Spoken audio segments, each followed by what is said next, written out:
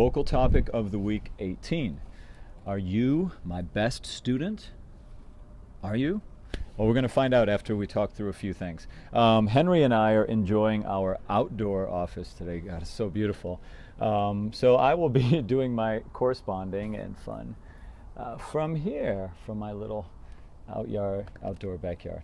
Anyway, so beautiful day. Anyway, let's talk through some of these things. These are important, and I think about these quite a bit as far as how can I help you guys maximize your growth in your singing and performing and whatever you're doing. And so I've created a little list of some ideas that you can consider to help you know if you're doing the things that could make you my best student, meaning that you're working the hardest you can to grow as fast and as fluently and as comfortably as possible. All right. So here are some things. So when you start off a lesson, I almost always will ask you, so how'd your week go? What'd you work on? At that point, you should say, if you are my best student, you should say, well, last week you were making it a big deal that when we were working on the art song, you said I didn't have enough openness as I was going into the top. So I've really been working on getting my openness better in the upper part of my voice, and that part of the song I can't wait to show you. That would be awesome. That would be a great student would do that. Okay, and so that just just let me explain why that's so important. We build your voices literally layer by layer, and it's very simple. You know, the way that I teach now over the years, I've gotten very comfortable in the way I do it, and that you guys come in and sing for me, I listen, and the thing that I think is the biggest problem that I hear in that moment, I work on it until it's not a problem anymore. And then I keep listening to you, and then the next week I listen, and the next week I listen, and I keep listening for the biggest problem, and I work on them.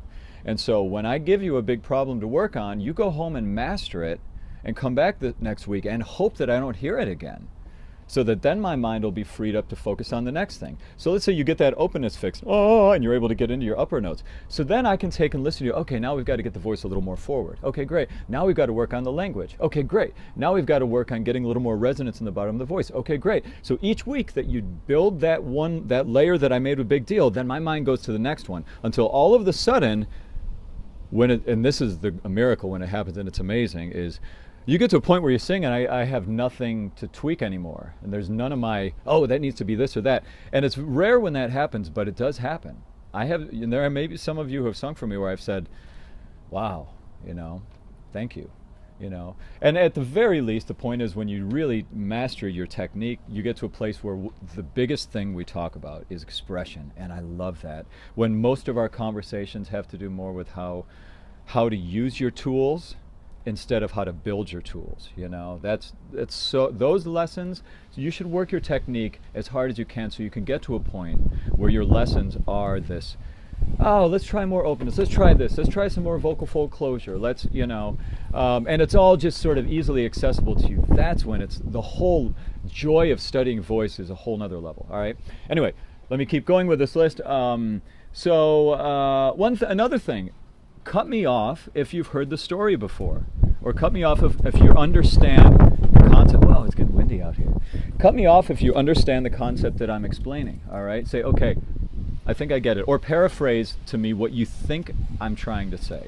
All right, as much as it may seem like it in my lessons, I don't like hearing the sound of my own voice, and I don't like talking the whole lesson, and I don't like explaining things 100 times, really. What I'm interested in is you getting it, and I try to look when I'm explaining something to see if your eyes are going, I get it, I see what he's saying, So if you feel like you understand a concept, or if I'm telling you a story or I'm showing you an example of something to reinforce something, and you're like, okay, I get it, interrupt me. This is your time, you're paying me. All right, and I'm here for you. So take control of the time in that respect. All right, and if I feel like no, I've got something else to say, then I'll cut you off and make it a point. But tell me if I'm repeating myself. All right. Next, bring sheet music and a pencil, or if you have your sheet music on an iPad, be really good at editing and putting notes. It's something a lot of students I notice aren't doing. When you're in a lesson, you should write down, like if I give a note, write it down in the music, like, open here, make sure you breathe, drop down, take a little note in the music in the moment. And if you can do it fast on an iPad, that's fine. But just keep in mind too that you need sheet music in the real world. It may be nice in my studio. We have all the iPads and it's all kind of techy and stuff. But the reality is, in the real world, you need sheet music. So it would be best if you use sheet music. Print it off, have 2 copies. I usually have it, I prefer to play off the iPad, so email me a copy of your PDF, but print off a second one in case you're working with one of my assistants. We really need that, okay? And that leads me to the next thing. Have sheet music ahead of time before your lesson. Spend time making sure you know what music you want to sing in the lesson. Sometimes you guys come in and we pick out songs, and that's part of the time we spend, and that's totally cool. But if you want to maximize the time, come in with it picked out, ready to go, what you want to do. If there's a choice, if we're in this kind of transitional phase, or it's like, hey, I want you to come in with the music ideas ready to go. Because if you hand me sheet music or chord charts, preferably sheet music, then we can get to it faster in the key you want to do it. Now, sometimes you need me to pick that out, and I understand. Remind me at the beginning of each lesson what you have coming up, like what gigs you have coming up or auditions you have coming up. Don't wait until the end of the lesson when we've got going, like, oh my gosh, I forgot to pick out, I've got 16 bars coming up on Tuesday for blah, blah, blah. You know how many times that happens to me a week? I mean, it's, come in and you need to tell me. I can't keep track of everything you guys have going on. I mean, I'm thankful to have an amazingly talented studio with an incredible amount of gigs and recitals and performances and shows. So remind me, like, Tim, we've got to make sure we get to this. And emailing me before isn't enough. You have to remind me in the moment, okay? I get so many emails from you guys, which is fine. I'm not saying don't email. I'm just saying, in the moment, let me know what we have coming up, okay? Also, practicing, daily practicing. This is a given. I did a whole video. I think the first video I did, Vocal Topics of the Week, had to do with some practice strategies. Follow those. Macro and micro practicing, big concept practicing, small drilling parts of song practicing, working on your physicality, stage presence, practicing emotional. These are all things that should be part of your daily routine. And I even talked about duration of time for practicing in that first one too. Okay, if you want to be really hardcore, I've got some students which is fine. I love seeing these emails. Send me practice updates. I've been working on it, Tim. I worked on openness, but I'm struggling. I feel like every time I do, it feels, and then I'll respond. Sometimes I don't respond if I'm too busy, but I definitely will read it. And I love that you're doing it. It tells me that you're on top of things. I try to respond, especially if you have a technical question, or certainly if it's some health issue. Hey, what's up, buddy? You okay? He's loving it out here. All right, so send practice updates.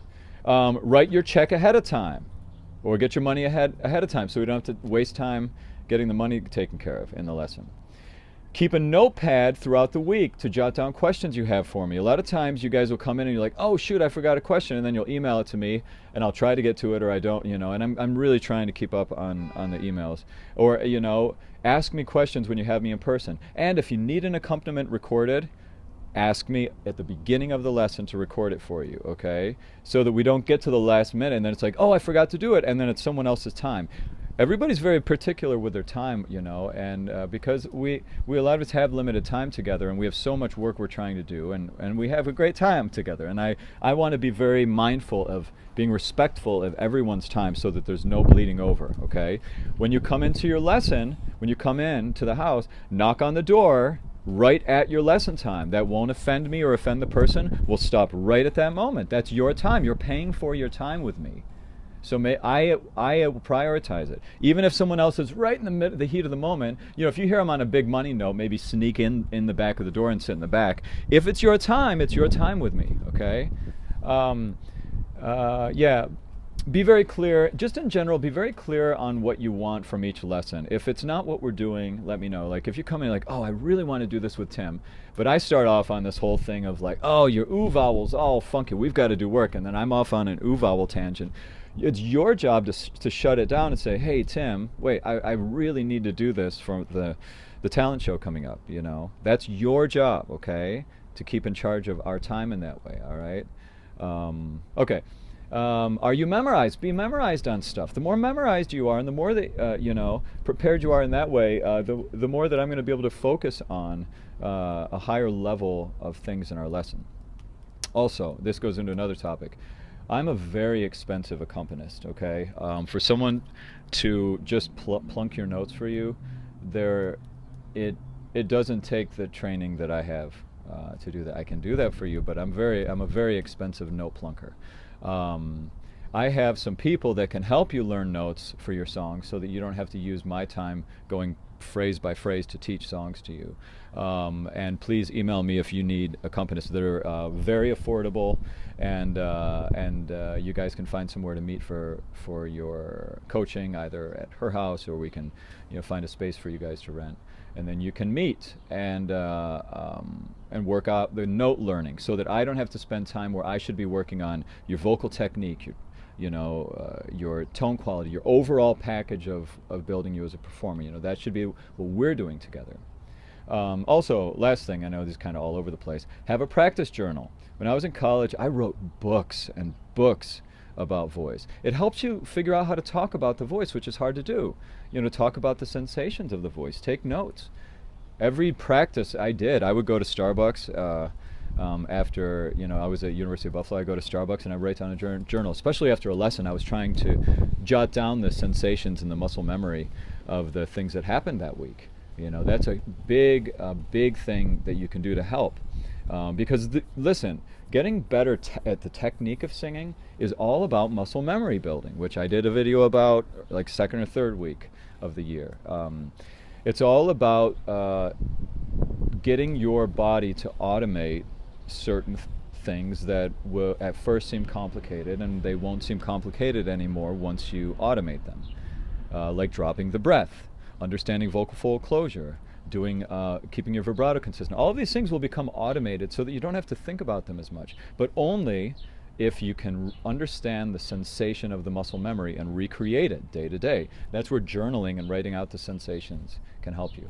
All right, 12 minutes of lots of stuff to do with Are You My Best Student? So after hearing that list, ask yourself, are you doing all of these things, And I'd say a lot of you are really doing a lot of these things, which is amazing. And a lot of you are not. And some of you, and truth is, some of you are not trying to do it. Some of you aren't like, I want to be the best, like hardcore. Some of you come to sing because you've got a certain amount of time in your day, and we have a great time together, and we enjoy just making music for an hour or working on your voice for an hour, and you do the best you can throughout the week, and that's fine too, So be at peace with doing whatever you're doing to work on your voice. But just understand that if your goal is to be next level, then these are the things that the things I spoke about today should be really a top priority for you. Okay, have a great week of study, and yeah, beautiful. And I hope you get outside and enjoy the beautiful day. Ciao.